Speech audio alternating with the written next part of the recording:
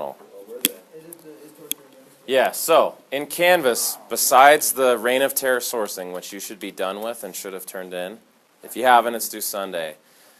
This is the other in-class assignment we're going to do, okay? Because we can talk about all this stuff from 1793 and 1796, but at the end of the day, you should always ask yourself, why should I care? How does that affect me? So we're going to take the same question we asked about Robespierre, saying, without terror, we're never going to get this revolution done. Without cracking a few eggs, you can't make an omelet. And apply it to the United States in the 21st century. So all of this stuff has happened since you have been alive, and all of this deals with the United States. Okay? So here's what you're going to have to do in your discussion. Answer 2 questions in any way you can support. There's no right or wrong answer. Is the use of enhanced interrogation techniques or torture, call it what you want, it's torture, ever justified? Is it okay to do as a country? That's us, the United States. Yes or no? Is it justifiable when used against suspected terrorists? Now, we call someone a suspect because have they had their day in court? No. Suspected means we think you are, but we haven't proven it, or a jury hasn't decided yet. Do we see how that word's important? A suspect. They haven't been proven to do anything wrong. You're going to have to give a specific example. So either you're going to see these from black site prisons in Afghanistan, from the most infamous prison in recent American history. It's in Iraq, Abu Ghraib. Or from one of the other more infamous prisons. This one's in Cuba, and Mr. Sayre went there and visited at Guantanamo Bay. Okay? He's a middle school teacher, and he coaches with me. Yes. Anyone visited it? He didn't go in the prison, but it's a naval base that has a prison on it, and his son was there. Okay? Now, you're also going to have to say, in what ways are these techniques and examples that we're going to look at today similar to the Reign of Terror from the French Revolution? Because a lot of the ideas and reasons for doing this are the same. Okay? How are they different? And what can the Reign of Terror teach us about using terror and torture today in the 21st century? So this is high-level abstract thinking. Now, I've warned you already, but what you're going to read is disturbing. It's graphic. My philosophy is really simple with this stuff. I expect you to be mature, and I will treat you that way until you prove to me you can't be, and then I'll give you a coloring book and crayons. Okay? So just act mature. You're going to hear and see things you've probably heard of before, maybe not in school, but I don't know how to teach you about terror and torture and have it be G-rated. You just can't do that. So we're going to do it this way. So if you open the first tab, it says U.S. Senate Intelligence Committee hearing on torture in Afghanistan. You should get a Wikipedia page, and I thought I'll give you the bullet points, the highlights. You can Google this and read the whole report. It's about 550 pages long, and it's heavily redacted, like people's names and places are blacked out. Okay, backstory. In 2001, the United States invaded Afghanistan. As a response to 9/11, we said we're going to go in, take out the government, those guys were called the Taliban, and take out Osama bin Laden's terrorist network, they're called Al-Qaeda. So of course, while we're there, we're going to capture some Taliban and Al-Qaeda guys that we would say they're terror suspects. Okay? The Senate, which is our one house of Congress, did an investigation into this and said, we've heard that maybe we tortured people. Let's find out. Okay? So from 2000 to 2008, President George W. Bush would be the guy who's ultimately responsible for what the CIA does to prisoners. Yeah. On this one, it says one prisoner was physically traumatized to the point of being a broken man, but the CIA operatives stopped shortly after completely. Why does it have the brackets around the LY and the D and him? How far down is this? It's like when you first click on it. Like when you first open it. Go down.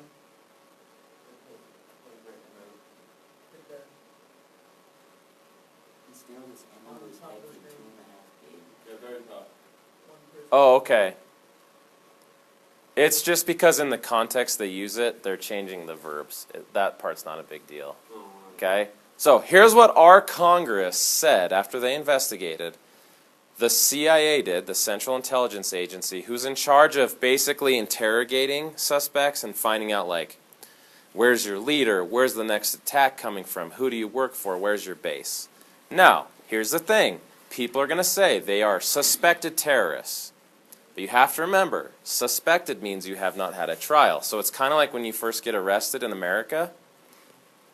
You're not a convict, you're not a felon, because you haven't had your day in court. You still get a lawyer, you get a trial, you get a jury. These guys are not going to get those things, because we're going to say, you don't fight for a country. Like a normal guy in an army, you're a terrorist. So we're not going to give you the protections of international law that a soldier in a uniform would normally get, because you're a terrorist. Is it the mock execution of terror? A mock execution is trick them into thinking they will die, which I'll show you a couple ways of doing that. That's the one that Okay? they did, right? This is a whole list of stuff that we did to prisoners in Afghanistan. Most of these were done at what we call today black site prisons, meaning they didn't exist. Like which ones were they that we did to them? This whole bulleted list. Examples of torture and abuse of prisoners. And here's what you'll notice, because people will say, well, Mr. McKelkey, this is Wikipedia, okay? Does each of these have a cited source? I looked at these and I checked their sources and they're all valid. And I've read some of this report. I just didn't want to give you 550 pages because you'd just shut down and say, I can't read that. So this is the highlights, okay? So some of the things that we did. Mock executions. Here's how this works, okay? Barney and Fraser, get up here. One of the keys to torture is controlling what people know and don't know, okay? So let's say you two guys are terror suspects and I'm the CIA. Here's what we do. We tell you, we're going to take you outside and shoot you, okay? So we put a bag over both your head, kneel down. I'm not going to touch you or hurt you, I promise, okay? And what they do is they take a gun and they say, all right, any last words? Anything you want to tell your mom? You maybe cry, you maybe pee your pants, you maybe just say, get it over with. And say, okay, first we're going to shoot Barney. And then you take a gun and put it right here by his head and shoot it off into the distance. And then you have a guy drag him off. Meanwhile, you're blindfolded. You think your buddy just got shot. Okay, your turn. Pop. And then we drag you off. Well, we didn't touch you. You didn't get hit, you didn't get shot, you can stand up now. But is that psychological torture? Mm-hmm. You're tricking someone into thinking they're going to die, okay? One of my personal favorite ways, okay, is they say instead of shooting you, because that one gets old and that one's easy to fake, right? Here's one you probably haven't seen. We say, okay, we're going to run your head over with a truck. So, once again, you got to blindfold them. You got to control what they know. Okay, so we blindfold you, kneel down. Okay, Barney works for me now, and he's in a Humvee or a truck, and we bring it up and we park it right next to him, and we say, all right, start revving the engine. Okay, so he's right here in his Humvee revving the engine. Now, he's blindfolded. We put his head down right next to the truck. I have a spare tire in my hand. It's not connected to the truck, and I start bumping his head with it while you rev your engine. And he's blindfolded. Does he think his head's going to get smashed in by this truck? Is that torture? So those are two examples, and there's a lot of different ways to do this. Here's the point, guys. We're asking you, is that justifiable? This is the United States doing this because we think he's a terror suspect. He hasn't had a jury or a lawyer or a trial. We just picked him up on the battlefield and said, we think you're a terrorist. Okay? Now, those aren't the worst. You guys can sit down. Thank you. Okay? I can't go through all of these. Let's pick two more. Because my point is, if you like this one, or it's interesting, you can pick this one. You're going to get 3 choices. Okay, do you guys know how to play Russian roulette? Yes. Yeah. Okay, do not play Russian roulette with a semi-automatic handgun, because you always die. You must have what is called a revolver, the kind of pistol that has a chamber. You put one live shell in, let's say a 5-shot chamber. You spin it, click it shut, and then you put it to your head, and it's a 1 in 5 chance you blow your brains out. One of those games where nobody wins. Okay? One CIA interrogator who got sent home early was threatening a prisoner with a gun and a power drill and was making him play Russian roulette. Okay, so he was taking a power drill saying, I'm going to drill into your head if you don't tell me who you work for. He's putting a gun in his face saying, I'll kill you if you don't tell me where your base is. And then he made the guy play Russian roulette. So he'd spin the gun for him and hold it up to his head and say, now pull the trigger. Now, physically, is he being harmed? We're not touching a hair on his head, but that is definitely psychological torture. So, actually a bullet in it? no. But here's the key. Just like the car, you don't know that. Okay? So here's what we have to establish. A definition of torture. The action or practice of inflicting severe pain on someone as a punishment, or to force them to do or say something, or, because we'll get to examples of this, for the pleasure of the person inflicting the pain. Okay? And I would include psychological in that it does not have to be physical pain. It can be in your head instead of what you feel physically. Okay? So, threatening to murder their families. Here's what most people consider one of the worst ones. Okay? And if you don't believe this, you can fact check it. I have the original article right here. Okay? One prisoner said, I'm going on a hunger strike because you guys mistreat us. So hunger strike is simple. I refuse to eat until you treat me better. And you don't want this guy to die, this prisoner, because you want information from him, right? Yeah, so he got force-fed. But here's the thing. He'd sit there and say, I'm not eating, and he wouldn't drink. So what we did is we took think of your lunch today. Hamburger, potato wedges, milk, what else? Grapes, peas, let's say, on a tray. Here's what we did. Dump that tray in a blender, blend it up. That doesn't sound very good. Okay? Put a feeding tube down his throat, pour it in. Now listen, here's what you can say. We didn't want him to die. He wouldn't eat. I could see how a feeding tube is not torture. You're actually trying to keep him alive. But, hook it up to his butt, take his lunch, which you can read what his lunch was, okay? Blend it up, pour it in a tube, and basically instead of putting it down his throat, you put it up his butt. Now, here's the thing. I am not a doctor. My medical understanding is extremely limited, but I am married to an RN who's a smart lady, a nurse. So when I read this last year, I said, whoa, okay, before I pass judgment and say that is definitely torture, is there a medical reason to ever anally infuse someone with food? Like, does that actually help the guy get nutrients? Would a doctor ever do that? And she laughed and said, no way, that's not a real thing. So here's what you have to think of. A, inflicting pain on this guy. B, getting pleasure as the person who's doing this, like in a way like I'm hurting you, I'm making you squirm. That is definitely torture. Now, there's a whole nother list of stuff that happened in these black site prisons. If those interest you, you can pursue that one. But let's look at the next one while you ask your question. So the next one's Abu Ghraib. Go ahead and ask your question. What, I was just wondering, about the Federal Bureau of Prison. Yep. That one? That one. How far down is it? The longest one. A reporter. Okay, sensory deprived means like no light, no sound. It's like put him in a black cell and no one talks to him. That is torture. It drives people crazy. White noise, I know what that is. Yeah. So it's kind of like being in solitary confinement, like by yourself, but it's a totally blacked out cell. It's even worse than claustrophobic. Yeah, and there's no window, so you can't tell if it's light, dark. No one comes and talks to you. It's just a man alone with his thoughts. Okay? Now, we would never do this stuff to people in America, right? The Eighth Amendment, cruel and unusual punishment, says you can't do this. But the justification is these guys are terror suspects. Okay? So, next link, open it up. Have you guys heard of Abu Ghraib? You need to. Every single Al-Qaeda, ISIS, Taliban, Haqqani, other bad guy Muslim fighter that we have fought is really well acquainted with this because they're taught this in school. ISIS? Oh, yeah. They know about this. I'm saying you better know about this. So in 2003, here's the 30-second version, the United States invaded Iraq. Different country, not even really close to Afghanistan. The reason was their leader was a jerk to his own people. One of the ironies here is that guy, Saddam Hussein, had this prison, Abu Ghraib, and he tortured his own Iraqi citizens there. Okay, and everyone agrees Saddam Hussein was a bad dude.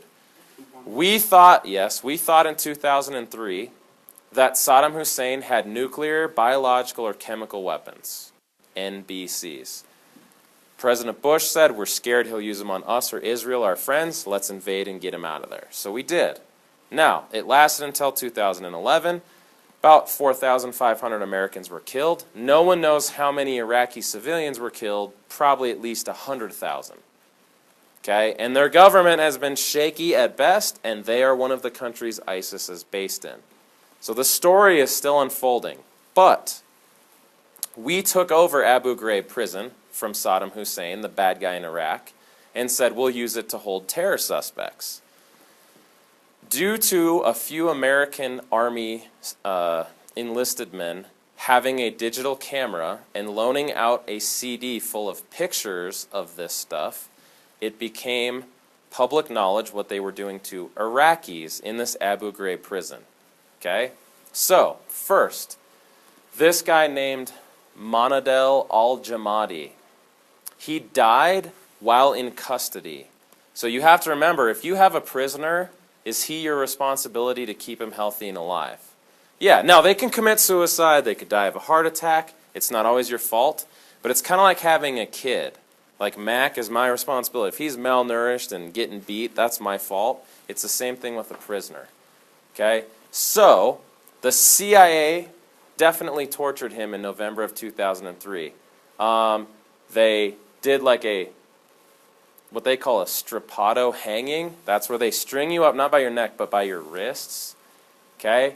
They tied his wrists behind his back together and then hung him by his wrists. So basically, he's hanging from a ceiling like a pipe or a bar from his wrist behind his back, which is really painful for even like a minute. Okay, but they left him there for a long time. We said it was a homicide. Someone killed him, and he was in our custody, like one of our people who strung him up. But nobody ever got put in jail for it. So we openly admit that we killed the guy, but no one was ever held accountable for his death. Okay? Now, you kind of have to decide what's worse, getting killed or getting tortured. This stuff is pretty bad, but the 30-second version is detainees were raped, okay, with objects. They were forced to do things that were against their religion. They were, if you see this picture, covered in their own feces. They were stripped naked. If you see this picture down here, this is the American soldier, the guy with the mustache. His name was Charles Grainer. Fortunately, he's in prison now. He has all these guys, you can see they're handcuffed. And you can't tell because it's a still picture. He's either pretending like, ha ha, I'm going to punch him, or he's really punching them while they're handcuffed. Okay, and him and another lady are kind of infamous from all of this. But basically, like here's a good example. He drew a picture. Okay, here's what one detainee said. They said, we will make you wish to die, and it will not happen. Like, what we're going to do to you is going to make you say, just kill me and get it over with, but we won't kill you.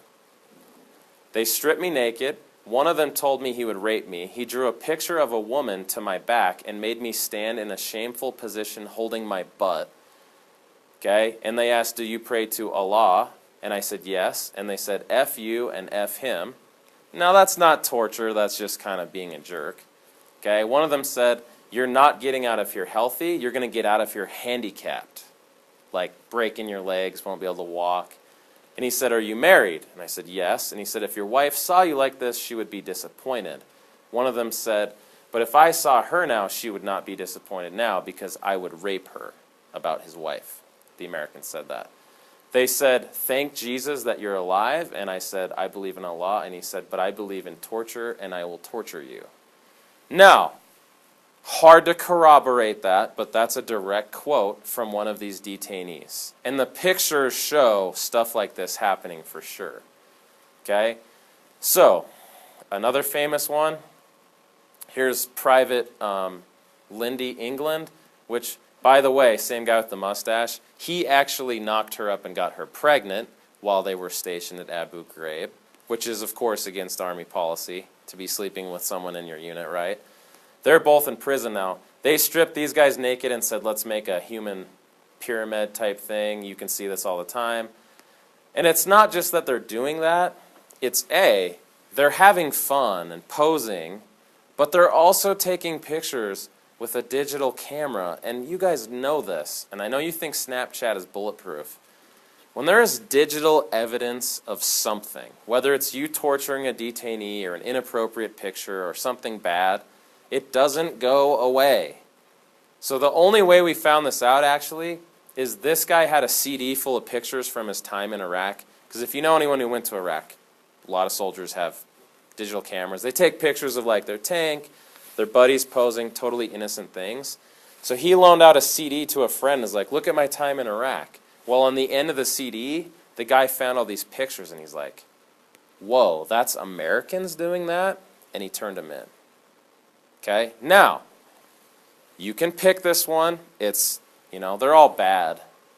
But everybody in the Arab world knows about this. Here's the bad thing. We say all the time with Muslims, right? ISIS doesn't represent Islam. They make 99% of the world's Muslims look bad even though they're not. These 5 or 6 Americans, do they make us all look terrible? Would you want to be judged based on the actions of just these people? I wouldn't want to. Okay? All right, last one. Open that link that says Guantanamo Bay prison torture tactics. If you haven't heard of Guantanamo Bay, it's a naval base that we have had in Cuba since 1899. Mr. Graham knows all about it because we fought the Spanish-American War in U.S. history. And one of the prizes from the war is we said, hey, let us have a naval base in Cuba forever, and we pay the Cubans rent, basically. Now, we use Guantanamo Bay as a prison for terror suspects because most people say don't bring those guys into the U.S. So we use this prison because it's in Cuba. Okay? This is from an FBI report, and they interviewed not just detainees there, but about 500 different guys who worked either in the Army or in law enforcement at the prison and asked what it was like. So, here's the highlights. Detainees were chained hand and foot, so your hands are chained to your feet, in a fetal position on the floor for up to and exceeding 18 hours, which of course you have to go to the bathroom in any 18-hour window, so they had to do that on themselves while chained to the floor. They were shackled to the floor. They were subjected to extremes of temperature.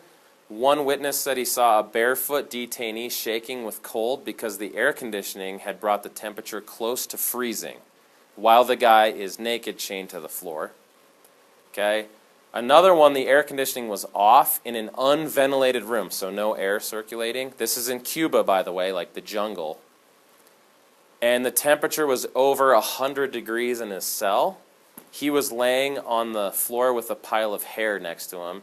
He had apparently been pulling his hair out throughout the night while he's stuck in this 100-degree-plus room. Okay? One interrogator squatted over a copy of the Quran and basically pretended like he was defecating on it as an insult to the Muslim prisoner, of course. Okay? Another one said, hey, come check this out. And there was an unknown bearded, long-haired detainee that they had gagged with duct tape and covered his head and most of his face with duct tape.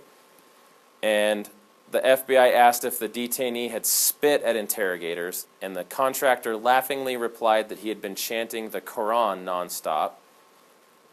So, if you haven't seen like prison shows, one of the things, even if you tie a guy down, a prisoner can still resist by like spitting on you. If you do that in an American jail, we put a bag over your head that you can see through but you can't spit through. So these guys basically duct taped his whole head and his whole face and his mouth. And they're like, oh, was he spitting on you? And he said, no, he was reciting the Quran. Like, reading the Quran out loud. That sounds like torture to me. Okay? And they go through a whole bunch more. But what you have to know is, as of November 2006, 775 different detainees have come through Guantanamo Bay prison. So it's not 20 or 30 guys. It's almost 1,000 have been through there. Okay? And about half of them have been released. So there's about 300 or 400 guys still there. Interesting side note about Guantanamo Bay prison. President Obama was elected in 2008. Do you know what one of his biggest campaign promises was when he ran for president? He said, I'll do this, I promise. Close the prison. Have you heard this?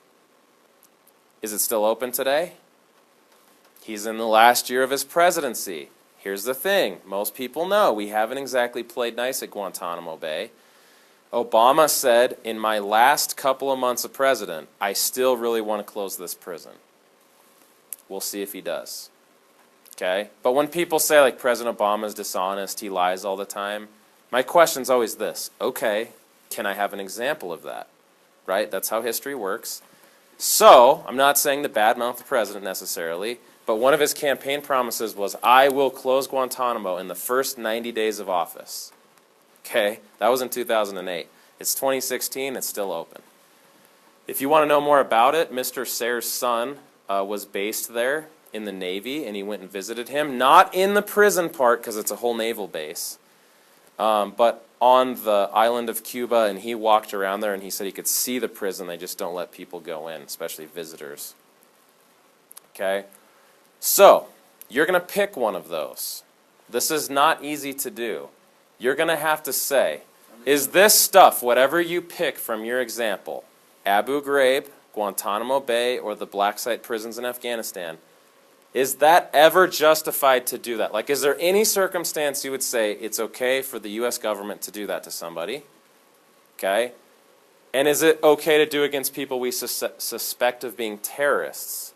You have to give an example from your reading. Like, chaining this guy to the floor and doing this to him is justified because, or force-feeding this guy his lunch in a blender that's inserted in his mouth or other area is not justified because. So you have to use an example. The second question is, how is this similar to what Robespierre did during the Reign of Terror in the French Revolution? And what can the Reign of Terror teach us about what we're doing today? So you have to post that, okay, by Friday. You will get 2 responses at least from your classmates. When you go in to respond, you're the first class to do this assignment. After guided reading, there'll be a class, and then tomorrow morning there'll be a class. So by Friday, there'll be 50 or so posts up. Sunday night, everything in my classes always do Sunday at midnight. So you're never confused. Okay? When you do your 2 replies, what we ask is try and pick one you agree with and one you disagree with. Don't just tell people, hey, good job, I agree. That's not how discussions work. Ask them questions, ask them for evidence, ask them to explain. Don't point out spelling errors and be a grammar Nazi. Okay? There's enough of those in our school. English teachers, right? So we don't need that from you. Okay? So, I can come around and help. What you have to do is pick which of these 3 examples do you want to use. So let's say you pick Abu Ghraib. You're not limited to just my link. Anything, and I'm warning you, you already know this, but I'm reiterating, if you Google image search some of these things, you're not going to get in trouble. If the school gets mad at you, I'm going to say, I made you do it, it's my fault. But I'm warning you that you will see disturbing, graphic, violent, terrible things. Wait, when will we? If you go Googling this stuff, I'm saying don't be surprised if pictures of bad things pop up. Now, the really bad news is those are pictures of what Americans did. Soldiers and people who work for our government with an American flag on their shoulder, so they represent us. Okay? So, good luck. If you have questions, I'll come and help. Pick one of these 3 links and decide what one you want to use, and let's rock and roll.